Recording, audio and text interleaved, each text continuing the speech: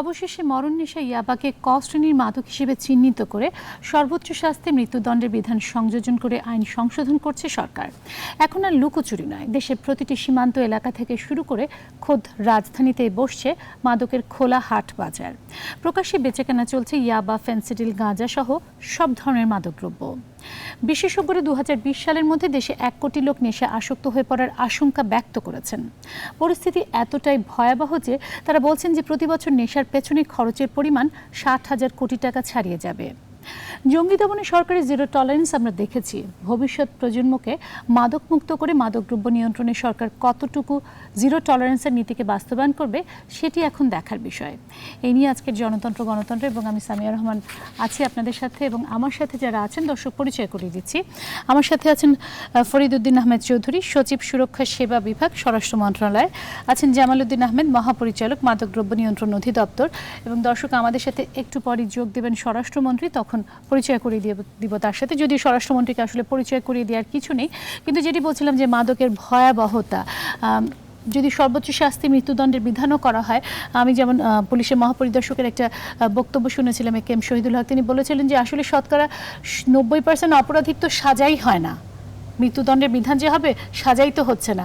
কি বলবেন সেক্ষেত্রে? আসলে মাদকদ্রব্য নিয়ন্ত্রণ আইনটা যেটা ছিল 1990 সালের আইন, তো 90 সালের আইনের মধ্যে এর মধ্যে অনেক পরিবর্তন হয়েছে, মাদকের বিস্তারও ঘটেছে অনেক বেশি এবং দিন দিনের পরিমাণ বৃদ্ধি পাচ্ছে। বর্তমান হিসেবে দেখা যাচ্ছে প্রায় 70-75 লক্ষ লোক মাদক আসক্ত, এটা বলা হচ্ছে বিশেষজ্ঞ পর্যায়ে। তো আমাদের এখন আমরা বিভিন্ন কর্মসূচি নিয়ে বিভিন্ন কাজ করছি, তার মধ্যে একটা মাদকদ্রব্য নিয়ন্ত্রণ আইন যেটা ছিল তাকে আপডেট করার চেষ্টা করছি এবং এর সাথে বিধিমালাগুলো যেগুলো আছে সেগুলো করছি। তো এই ক্ষেত্রে যখন দেখলাম মাদকের আসলে শাস্তি, বিভিন্ন পর্যায়ের শাস্তি, শুধু ইয়াবার ক্ষেত্রে যে মৃত্যুদণ্ড তা না, অন্যান্য শাস্তিগুলোর ক্ষেত্রে আমরা যারা ব্যবসা করছে তাদের শাস্তি, সবগুলো অনেকগুলো বিষয়কে অন্তর্ভুক্ত করা হয়েছে এবং সেগুলোকে সবগুলোকে বর্তমান চাহিদার প্রেক্ষিতে, অবস্থার প্রেক্ষিতে এবং এটাকে নিয়ন্ত্রণ করার ক্ষেত্রে যেটুকু দরকার সেভাবে আমরা আপডেট করার চেষ্টা করছি।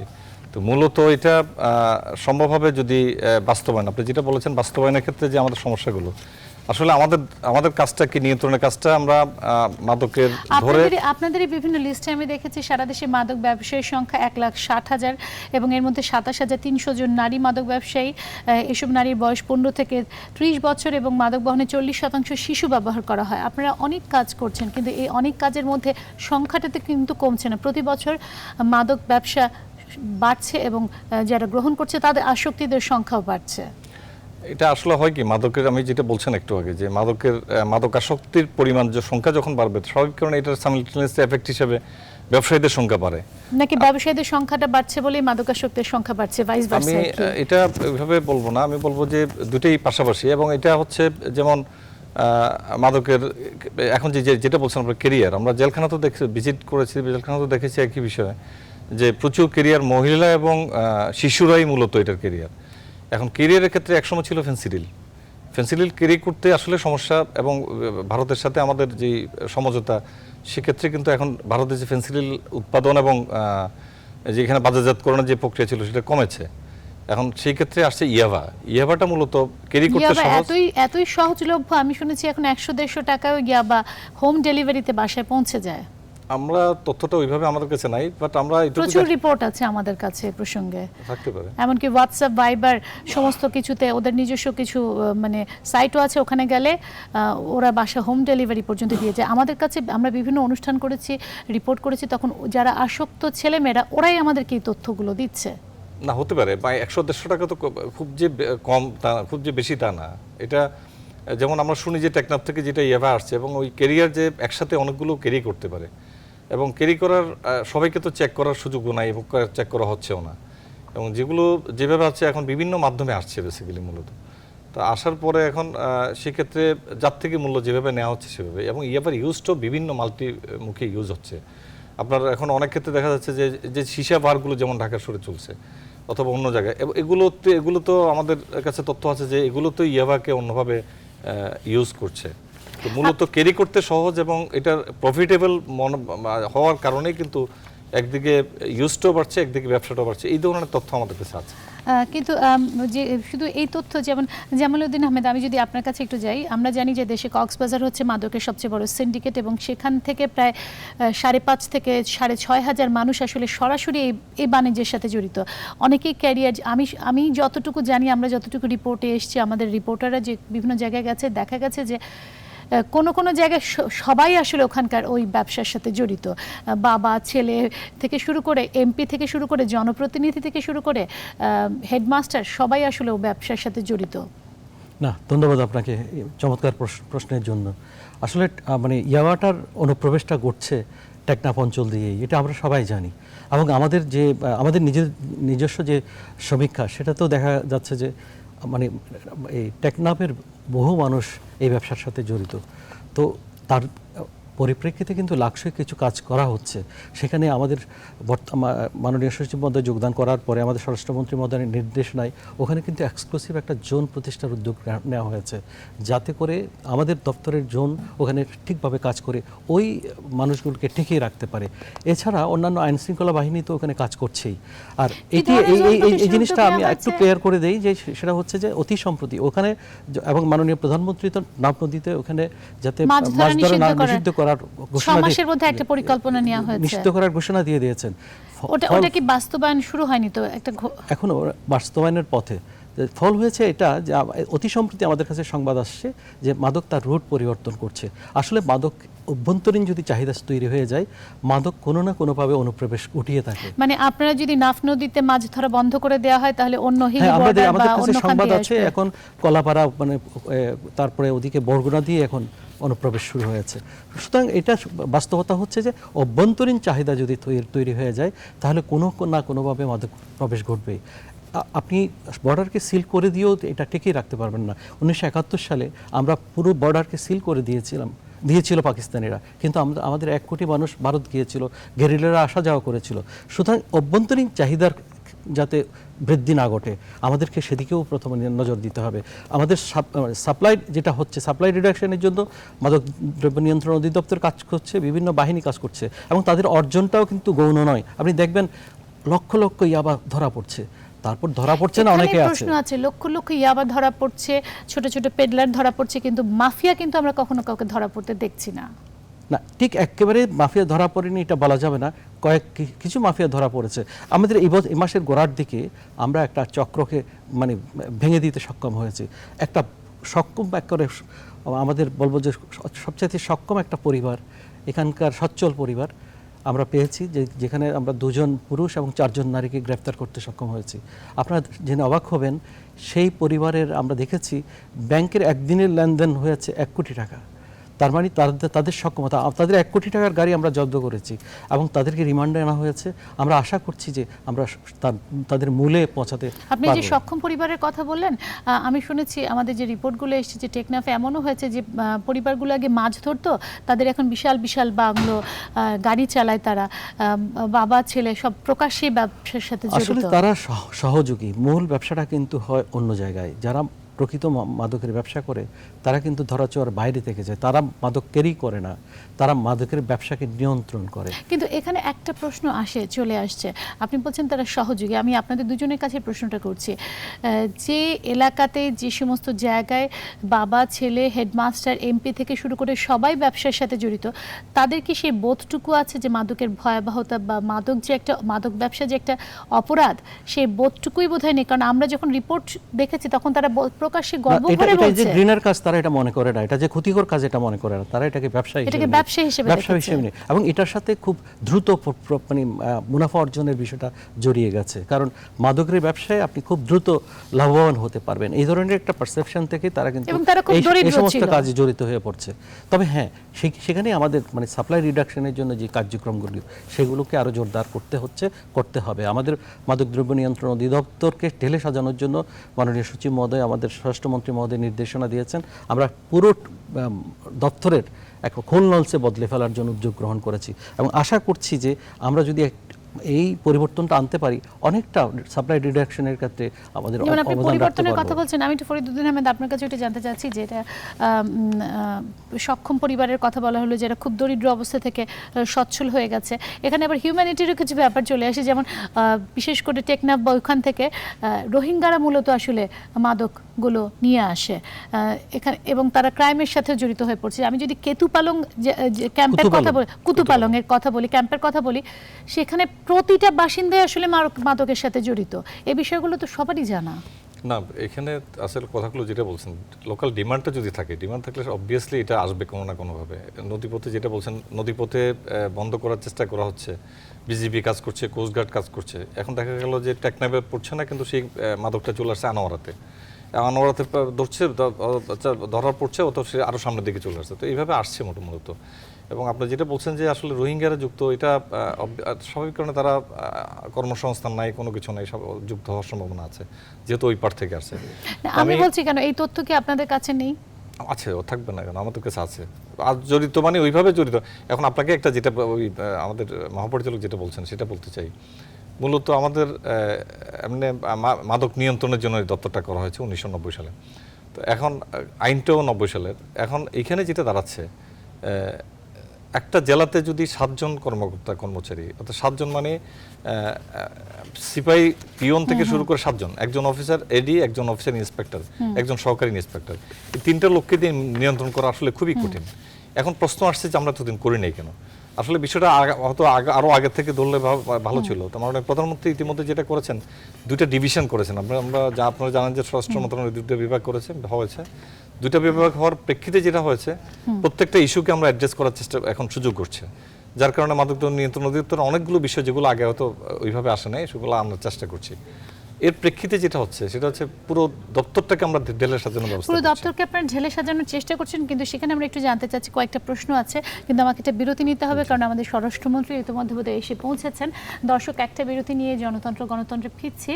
স্বরাষ্ট্রমন্ত্রীও তখন আমাদের সাথে থাকবেন। একটা বিরতি।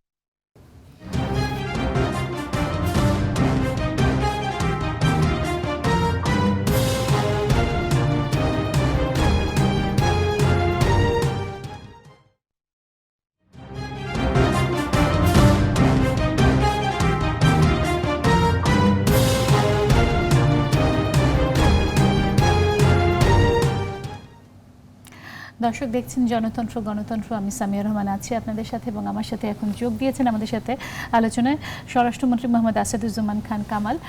আপনাকে অনেক অনেক শুভেচ্ছা। আপনি দেরিতে এসে পৌঁছেছেন, কিন্তু আমরা মাদকের ভয়াবহতা নিয়ে কথা বলছিলাম, এবং আপনিই বলছিলেন কিছুক্ষণ আগে যে মাদক অধিদপ্তর একসময় আসলে ঠুটো জগন্নাথ হয়েই ছিল, সেটিকে আপনারা এখন ঢেলে সাজানোর পরিকল্পনা করছেন, এবং সর্বোচ্চ শাস্তি বিধানও ব্যাপারেও আপনারা আইন সংশোধন করার চেষ্টা করছেন। কিন্তু যেখানে 90% অপরাধী সাজাই হয় না, সেখানে আসলে বিধান করে কতটা কি হবে? আপনি যথার্থই বলেছেন যে বিধান করে কি হবে, কিংবা আমরা যতই কঠোর হই, সেইখানে কোনো না কোনো উপায়ে এরা আবার বের হয়ে যাচ্ছে। তো সেই জন্যই আমরা মনে করছি এখন যে আমরা এই শাস্তির বিধান বলেন, আইনের শাসন বলেন, যেটাই বলেন, তার সঙ্গে সঙ্গে সামাজিক যদি আমরা শুরু না করি, সামাজিক আন্দোলন যদি শুরু না করি, তাহলে বোধহয় এই জায়গাটাইতে আমরা আমাদের কাঙ্ক্ষিত লক্ষ্যে পৌঁছতে পারবো না। সামাজিক আন্দোলন বোঝাতে এটি চেষ্টা করছি যে আমাদের শুরু থেকে যদি আসেন, আমাদের ধর্মে পরিষ্কার মানা আছে এই ধরনের মাদক সেবন করা কিংবা মাদক গ্রহণ করা, ইসলাম ধর্মে। তারপরে যদি আসেন আপনার সামাজিকভাবে আমাদের সমাজে কিন্তু আপনি যদি পিছনে ফিরে তাকান, আমাদের সমাজে এটাকে ঘৃণার চোখে দেখতো, এই মাদক সেবন কিংবা মাদক গ্রহণ। যেটাই হোক, সেই জায়গাটাতে আজকে আমাদের কাছে অনুভূতিতে আসছে যে আমরা যে সমাজ যখন কিছুটা মানে আমাদের সমাজের শাসন যখন কমে যাচ্ছে, হারিয়ে যাচ্ছে সমাজের সেই শাসন, তখনই এটা মাথাচাড়া দিয়ে আসছে। তো সেই জায়গাটাতে আমাদের কাজ করতে হবে, আমাদের বলতে হবে আমাদেরকে যে আপনার ছেলেটি যদি সেই ঐশীর মতো হয়ে যায়, আপনার মেয়েটি যদি ঐশীর মতো হয়ে যায়, তাহলে তার যে দুর্ভাগ্য আপনার কাছে কিছু থাকবে না। স্বরাষ্ট্রমন্ত্রী, আমি যতটুকু শুনেছি, আমরা যখন মাদকাসক্ত ছেলেমেয়েদের নিয়ে কাজ করেছি, তারা বলেছে যে এই হোয়াটসঅ্যাপ আছে, ভাইবার আছে, ওদের সাইট আছে, বাসায় এসে হোম ডেলিভারি পর্যন্ত দিয়ে যাওয়া হয়। এই বিষয়গুলো কি আপনাদের নজরে আছে? হ্যাঁ, এগুলো আমরা সবই আমাদের নজরে আসছে। আমরা এগুলোর জন্য আমরা কাজ করছি, সেই জায়গায় তো আমরা কাজ করছি। আমাদের এইগুলোকে আমি তো আগেই বলেছি যে আমাদের মাদক অধিদপ্তরটা আমরা যদি আগের 10 বছর আগে চিন্তা করি, সেইখানে একজন অফিসার 3-4টে আপনার ডিস্ট্রিক্টে কাজ করতো। আজকে কিন্তু আমরা আমাদের মাননীয় প্রধানমন্ত্রীর নেতৃত্বে আমরা সেই জায়গাটা থেকে বেরিয়ে আসছি। আমরা লোকবল বলুন, আমরা যেমন প্রতিটি জেলায় যদি নার্কোটিক্স ডিপার্টমেন্টের কথাই বলি, 5 থেকে 7 জন বোধহয় কাজ করে এবং এরা সবাই নিরস্ত্র। এদের বিপরীতে যারা শক্তিশালী মাফিয়ারা আছে বা মাদক ব্যবসার সাথে জড়িত, তারা কিন্তু প্রত্যেকেই অস্ত্রধারী, তাদের প্রত্যেকের গাড়ি বাড়ি সব কিছুই আছে এবং এরা সবাই ওয়েল কানেক্টেড। এই নিরস্ত্র কিন্তু পৃথিবীর অনেক দেশেই নিরস্ত্র আছে, অনেক দেশে সশস্ত্র আছে। তা আমরা যেটা বলতে চাই যে আমাদের কিন্তু মাদক অধিদপ্তরের সঙ্গে সঙ্গে আমাদের নিরাপত্তা বাহিনী কাজ করছে।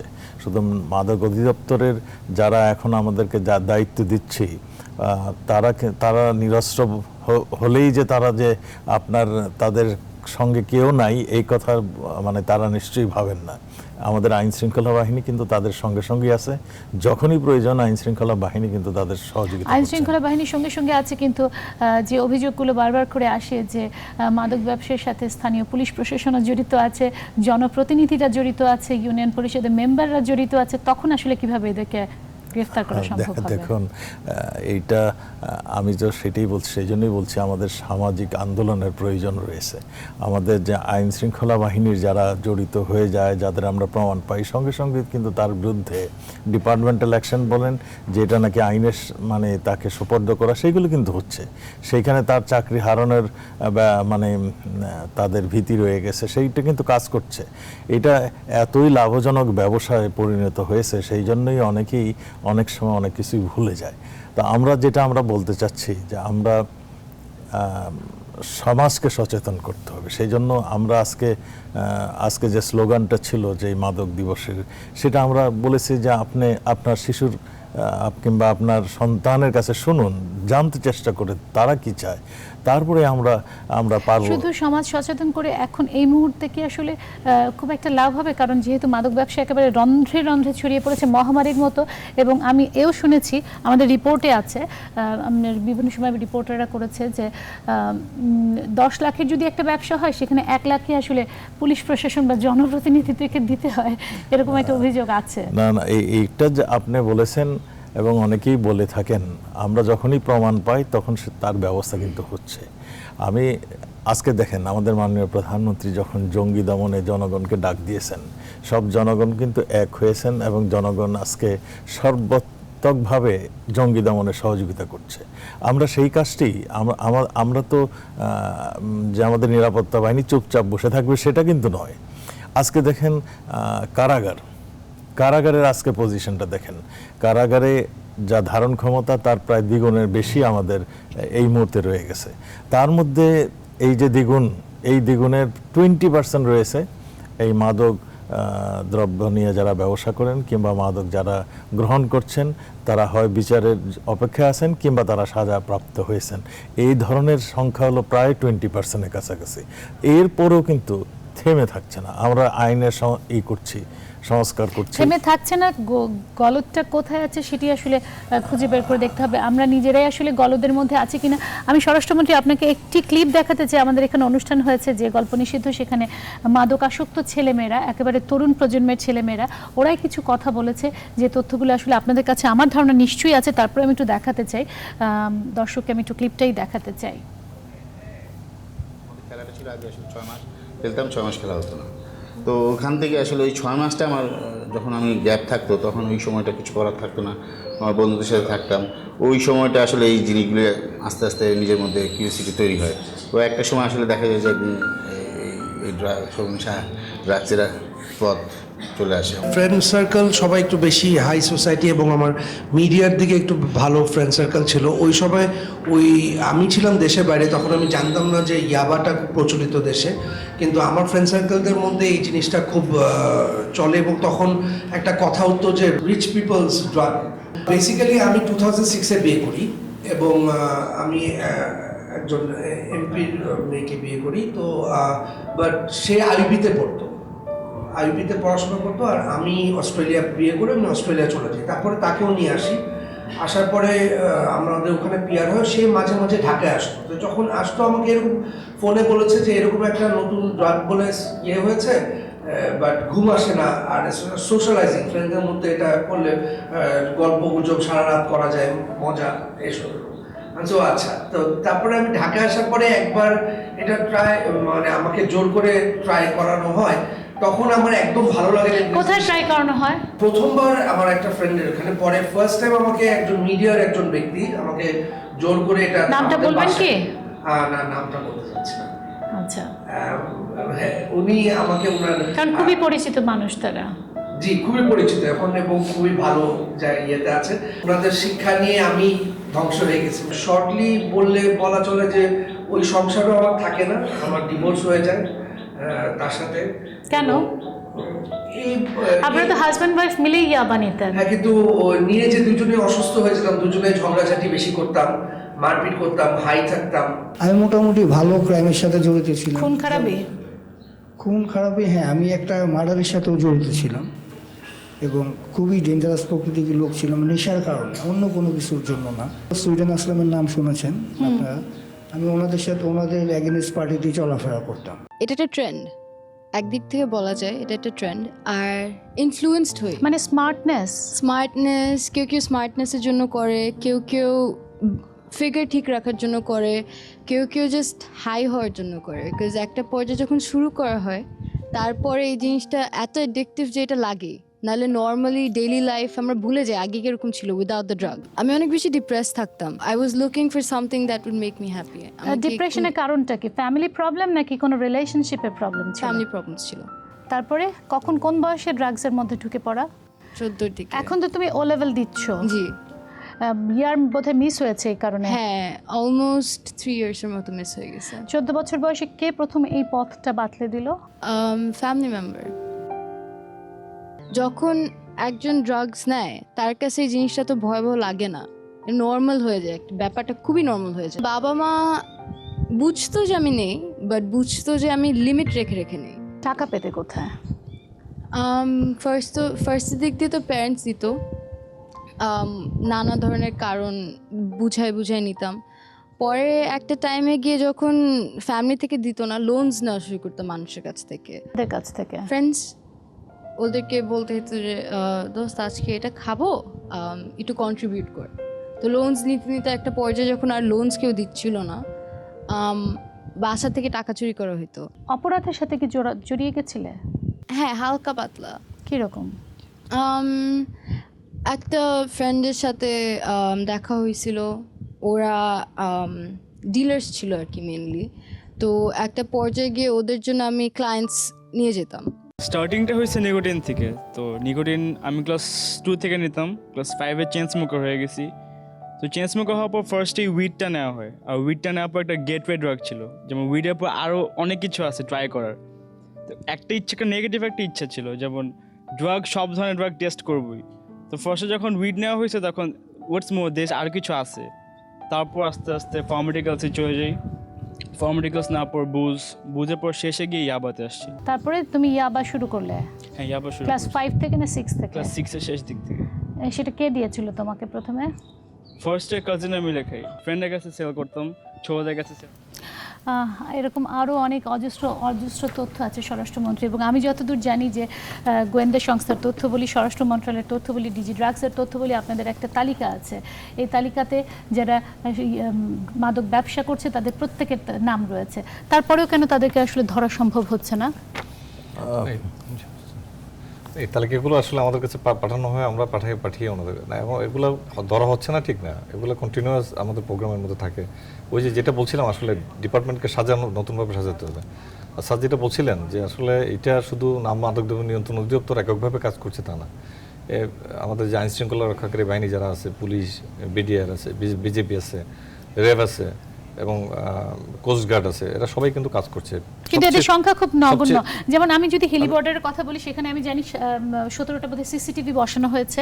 এটা খুবই দৃশ্যমান উন্নতি, ঠিকই আছে, কিন্তু বলা হয় যে ঠিক এই রেঞ্জের বাইরে ধরেন 1 ফুট দূরত্ব থেকে মাদক বেচে কেনা হচ্ছে। কাঁটাতারে বেড়াতে যেহেতু ওখানে সিসিটিভি বসানো যাচ্ছে না ইন্টারন্যাশনাল রুল অনুযায়ী, সেখানেই বসানো হচ্ছে এবং ভারতীয়রাই মূলত ওখান থেকে আসলে ইনভেস্টমেন্টের ব্যাপারটা করে থাকছে। আমি জানি না আপনারা কি বলবেন।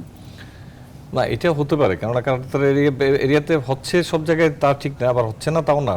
আমরা এখন ওই যেটা স্যার যেটা বললাম যে আসলে এখন আমার লোকাল ডিমান্ডটা যদি আমি হ্রাস করতে পারি, তাহলে স্বাভাবিক কারণে এখানে বাইরে থেকে আসার প্রবণতা কমবে। আর যেটা বলছিলেন একটু আগে যে আমরা মূলত এই মোবাইল কোর্ট আইনে কিন্তু এই আইনটা আছে, কি বলে এই শিডিউলভুক্ত এই অপরাধ হিসেবে এটা গণ্য আছে। তো স্বাভাবিক কারণে এখানে অনেক জেলাতে আমরা গড়ে প্রতি জেলায় কমপক্ষে প্রায় প্রতি মাসেই 10 থেকে 15টা 20টা অভিযান চলছে। তো এটা অভিযান চলছে, প্রচুর ইয়াবাও ধরা হচ্ছে, কিন্তু আপনিও বললেন যে মাদক মাফিয়া যে ধরা হচ্ছে না তা না, কিন্তু যেমন ধরেন কিছু কিছু জায়গায় আমি ক্যাম্পের কথা বললাম, রোহিঙ্গা ক্যাম্পের কথা বললাম, বা হরিপুকুর গ্রামের কথা যদি বলি, হ্যাঁ সেগুলো তো আসলে চিহ্নিত, সেখানে স্টোর করা হচ্ছে। সেই সমস্ত জায়গাগুলোতে কেন আরো বেশি সাঁড়াশি অভিযান চালানো হচ্ছে না, বর্ডার সীমান্ত বলে?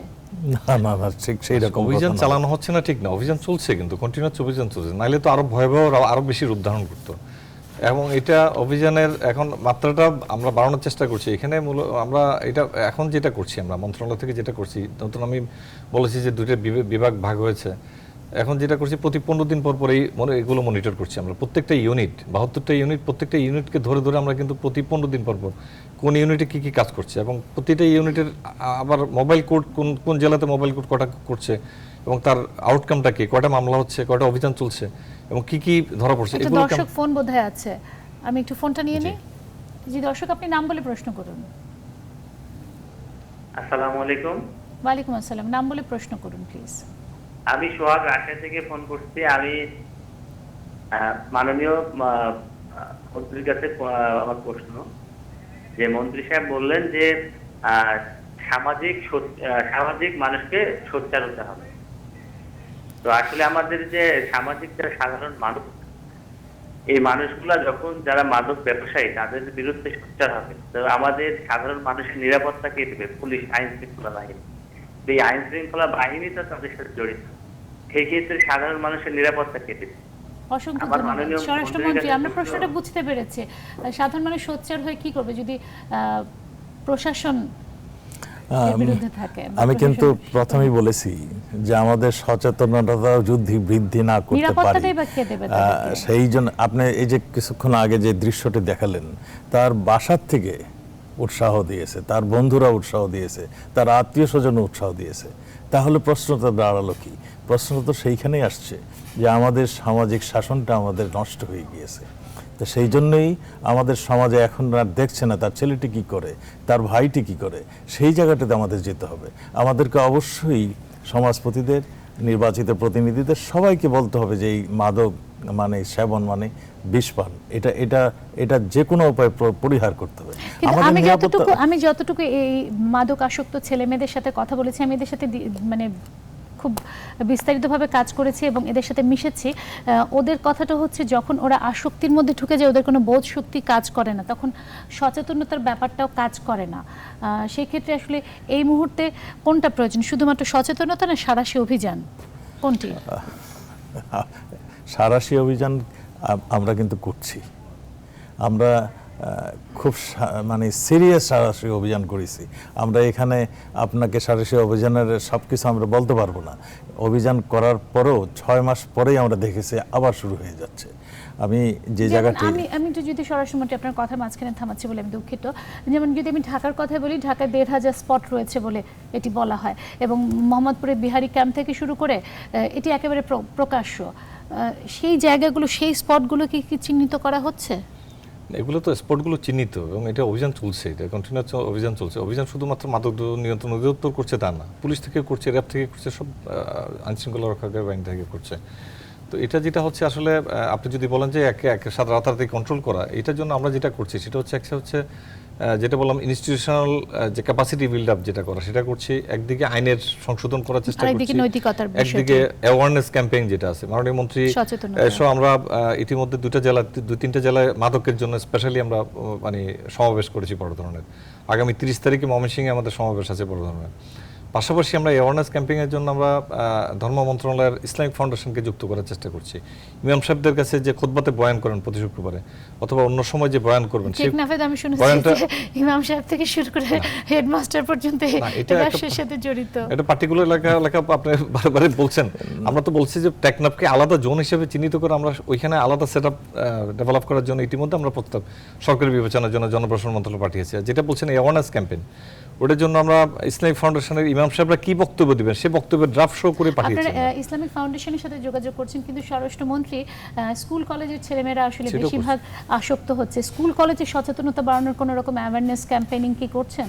হ্যাঁ, অবশ্যই আমরা করছি। আমরা ধরেন আমরা স্কুলের শিক্ষকদের এই প্রোগ্রামে নিয়ে আসছি। আমরা স্কুলের শিক্ষকদের তারকে বলছি যে আপনার ছাত্রদেরকে ক্লাসে পড়বে কিছু বলুন।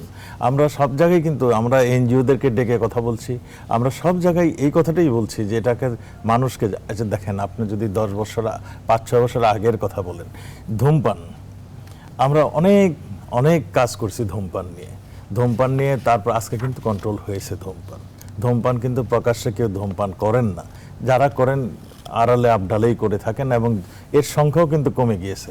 আমরা সেই জায়গাটিতে যেতে চাই। আমি ওই যে পার্টিকুলার টেকনাফের কথা বললেন, টেকনাফে আমি থেকে সেখানে একটা কঠিন ব্যবস্থা করেছিলাম। সেখানে যাদের নতুন করে দেখলাম বিত্তবান হয়ে গেছে তাদেরকে আমরা ওই ইনকাম ট্যাক্সের তারা দিচ্ছে কিনা নিয়ে আসছি। তখন এরা 6 মাস মানে ঘর বাড়ি ছেড়ে পালিয়ে গিয়েছিল, আবার আসছে। এই আপনার টেকনাফের সীমানাটা যদি দেখেন, সাইড দিয়ে নাফ নদীর ওপারেই সেই ইয়াবার সমস্ত উৎসগুলো।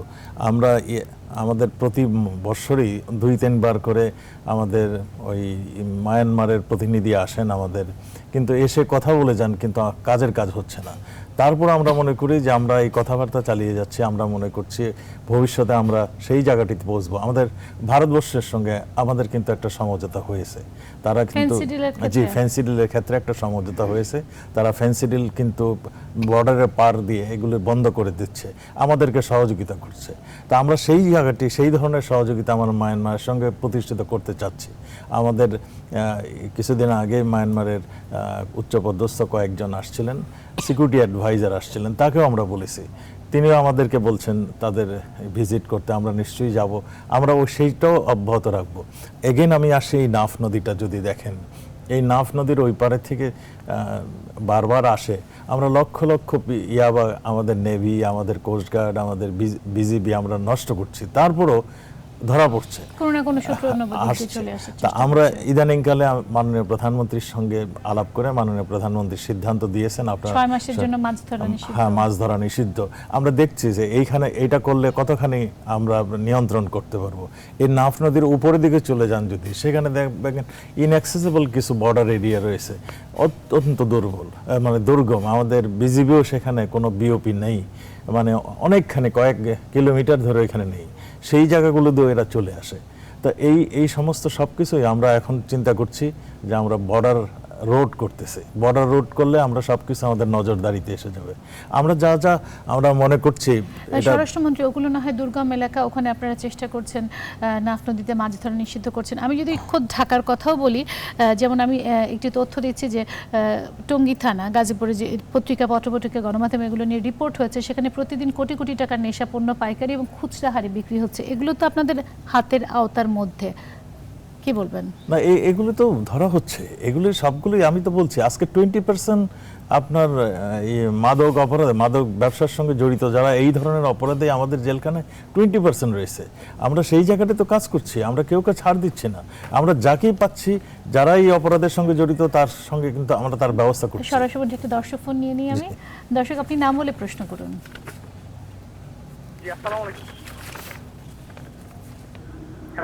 জি বলুন, শুনছি। ওয়ালাইকুম আসসালাম। জি বলেন, আপনি প্রশ্নটি করুন ভাই। আমার প্রশ্ন হচ্ছে আমাদের কুমিল্লায় মাদক বিরোধী অভিযান চলছে, চলতেছে যে এর মধ্যে তারা রাত্রে পুলিশে দশটা সকালে 5,000 টাকার বিনিময়ে 10,000 টাকার বিনিময়ে তাদেরকে আবার ছেড়ে দিতেছে। স্বরাষ্ট্রমন্ত্রী, এই যে ধরা হচ্ছে আবার 5-10 হাজার টাকার বিনিময়ে ছেড়েও দেওয়া হচ্ছে। না, এগুলি উনি বলেছেন, এগুলি আমরা অবশ্যই সত্যতা যাচাই করব, অবশ্যই আমরা তার যারা করছেন এগুলো তাদের আইনের আওতায় নিয়ে আসব। এগুলি করা হচ্ছে, আমরা সব জায়গায় চেকপোস্ট আছে, সব জায়গায় এই ধরনের অনেকেই এই ধরনের কথা আমাদেরকে ইনফরমেশন দিচ্ছে, আমরা কিন্তু সেই তাদেরকেও ধরার কাজ করছি, তাদেরকেও আইনের আওতায় নিয়ে আসছি। এমন তো নয় যে তারা ধরা পড়ার পরে। এগুলো হচ্ছে বাংলাদেশের চিত্র আর কি, ছোটখাটো হলেও চিত্র। আমি একটা তথ্য আপনাদেরকে একটু দেই। গত 12 বছরে প্রায় 250 বাবা মা খুন হয়েছে মাদকাসক্তের হাতে। 12 বছরে 300 জন স্ত্রী খুন হয়েছে মাদকসেবী স্বামীর হাতে। গত 5 বছরে 70 থেকে 75 জন বাবা মা খুন হয়েছেন এই নেশার টাকা জোগাতে না পেরে। এ নিয়ে আমাদের একটা রিপোর্ট আছে, আমি একটু আপনাদেরকে একটু দেখাতেও চাই স্বরাষ্ট্রমন্ত্রী, কারণ দর্শক ফোন যেগুলো আসছে এগুলোর পার্সপেক্টিভে আসছে। আমি একটু রিপোর্টটা দেখাতে চাই।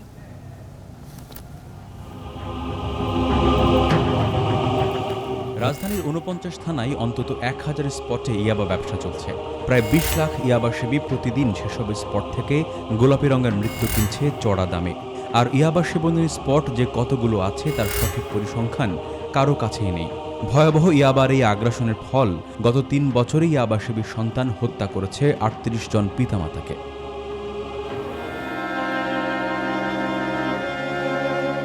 ইয়াবা সেবীদের উগ্র মস্তিষ্ক মানুষের মনুষ্যত্বকে হত্যা করে পশুকে জাগিয়ে তোলে, যেমন জাগিয়ে তুলেছিল রাজধানীর জুরাইনের সুমন মিয়ার মধ্যে।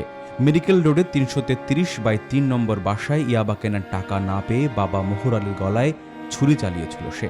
চাপবারে কয়েকবার অনেক মারছেও, আমার মায়ের অনেক মারছে, আমরা অনেক ভয় পেতাম ওকে। দেখেছো এমন হিংস্র হয়ে যেত আর কি, ওরা দেখলে সবাই ভয় করতো। বাবার থেকে টাকা চেয়েছে, বাবা টাকা দেয় নাই, সে বাবা বসে বসে আমাদের এখানে করতেছিল, এই আমাদের এই যে এগুলা মুজার প্যাকেট করতেছিল, পিছের দিকে ছুরি দিয়া করে।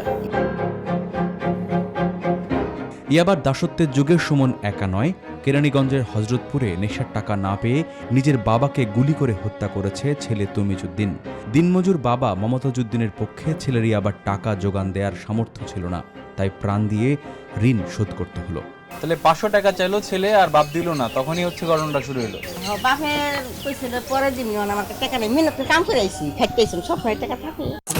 কেন প্রিয়তম সন্তান বাবা মায়ের খুনিতে পরিণত হয়, কি কাজ করে তাদের মাথায়, জানা গেল খোদ ইয়াবা সেবীদের কাছ থেকেই। বাবা মার সাথে অনেক রাত ব্যবহার করছি, যদিও বাবা মা টাকা। স্বরাষ্ট্রমন্ত্রী, এরকম আসলে ভুরি ভুরি অসংখ্য রিপোর্ট আছে। আমি যেটি জানতে চাচ্ছি, ইয়াবা যে বা মাদক যে এখন বাংলাদেশে মহামারীর মতো একটা সমস্যা হয়েছে, সেটি কি আপনারা বুঝতে পারছেন? না, এটা তো আমরা বুঝতে পারবো না কেন? আমাদের মাননীয় প্রধানমন্ত্রী সেই জন্যই তো জিরো টলারেন্সের কথা বলে আসছেন। আমরা সেই জন্যই আমরা এই জঙ্গি দমনে যেমন আমরা জিরো টলারেন্স দেখলাম, এভাবে জিরো টলারেন্সে কি এটা বাস্তবায়ন ঘটবে? অবশ্যই আমরা সেই জন্য একটা অল আউট প্রচেষ্টা আমরা চিন্তা করছি।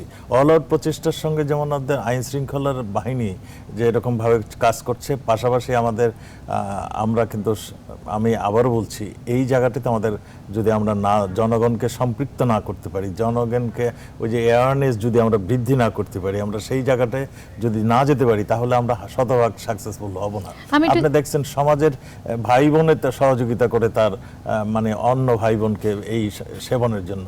আপনারা দেখুন এইগুলো এই যে যেখানে নাকি গুলশান, বনানী এই সমস্ত এলাকায় ওই যে সীসার মধ্যে আপনারা দেখবেন সেখানেও এইগুলি পাউডার করে এইগুলি সেবন করে থাকে।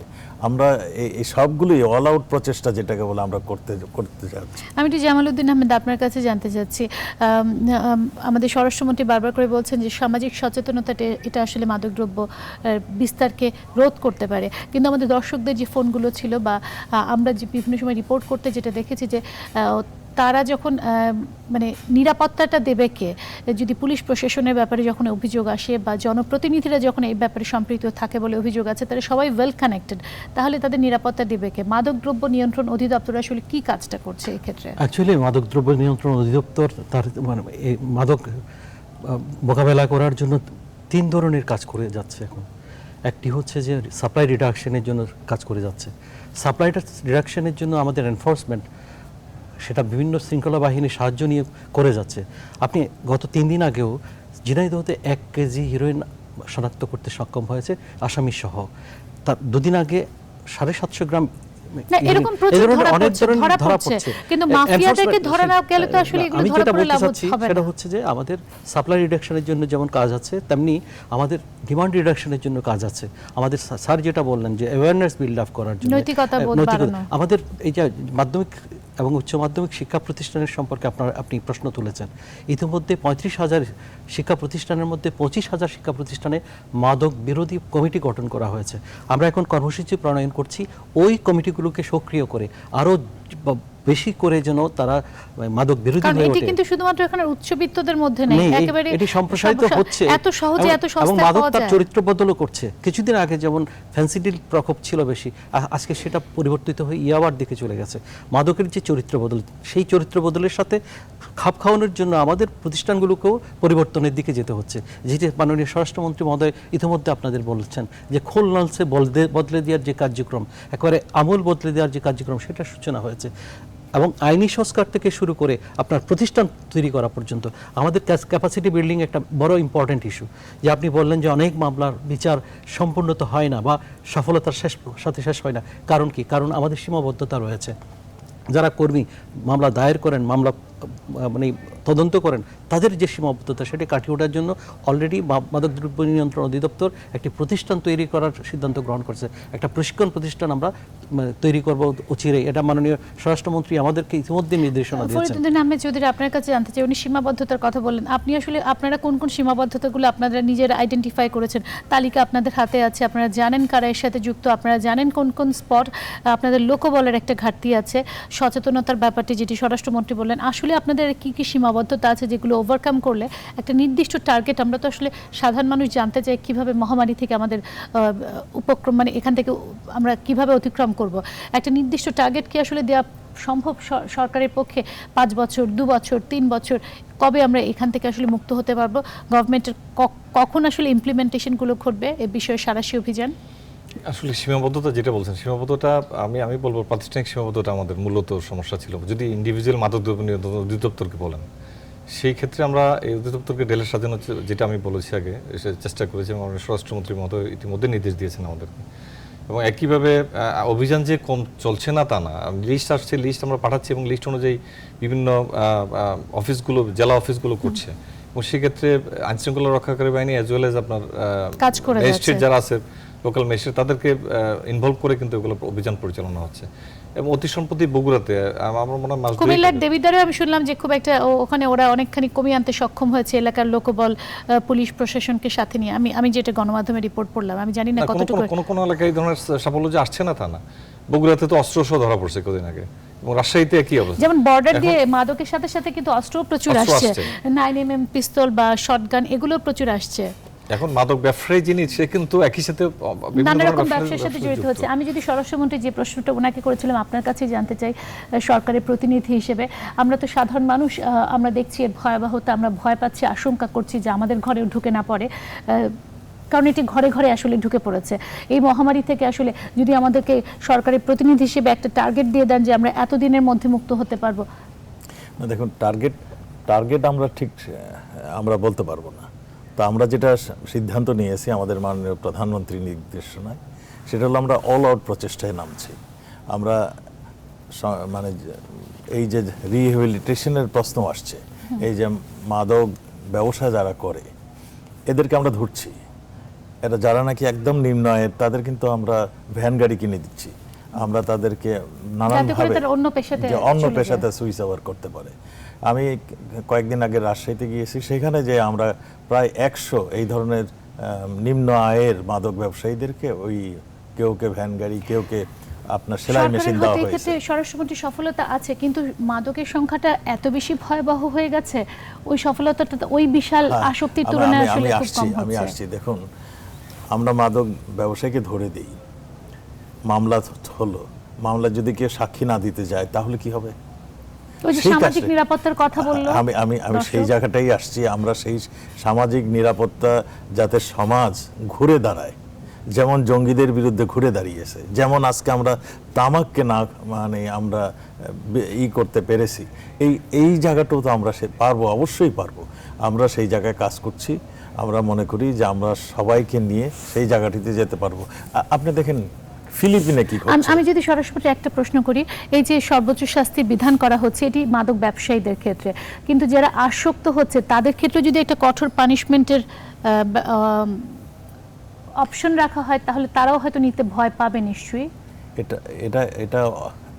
এটা আমরা দেখেন ফিলিপিনে কি হচ্ছে। ফিলিপিনে কয়েক হাজার লোক আপনারা দেখেছেন ফিলিপিনে শেষ করে দিয়েছে। আমরা তো সেই জায়গায় যেতে চাই না, আমরা সেই জায়গায় যেতে চাই না। তাদের ক্ষেত্রে যদি কোন রকম শাস্তির বিধান রাখা হয় তাহলে নিশ্চয়ই তারা ভয়ের চোটে শাস্তির বিধানের ভয়ে হয়তো এখান থেকে সরে আসার চেষ্টা করবে। আমরা কিন্তু মাদক ব্যবসায়ীদেরকে ধরছি, মাদক আসক্তদের ছেড়ে দিচ্ছে না। মাদক আসক্ত তো ওই মোবাইল কোর্টের মাধ্যমে তাদেরকেও তাৎক্ষণিক শাস্তি দেওয়া হচ্ছে। তাদের কিন্তু মোবাইল কোর্টে যতখানি শাস্তির লিমিট আছে সেইটার মধ্যে রেখেই তাদেরকে শাস্তি দেওয়া হচ্ছে। এই সবগুলো কিন্তু কাজ হচ্ছে, এমন যে আপনি আর কয়েক বছর মানে অল্প দিনের মধ্যে আপনারা শুনতে পাবেন যে মানুষ আস্তে আস্তে ঘুরে দাঁড়াচ্ছে, মানুষ সেই জায়গায় যাচ্ছে। আপনাদের সবাইকে অসংখ্য ধন্যবাদ, কারণ আমরা একটা আমাদের ভবিষ্যৎ প্রজন্ম আসলে একটা ভয়াবহ শঙ্কার মধ্য দিয়ে যাচ্ছে এবং আমরা চাই যে সরকার বা মাদকদ্রব্য নিয়ন্ত্রণ অধিদপ্তর বা সুরক্ষা সেবা বিভাগ বা জনগণ সবাই একসাথে, পুলিশ প্রশাসন সবাই একসাথে এর বিরুদ্ধে কাজ করবে।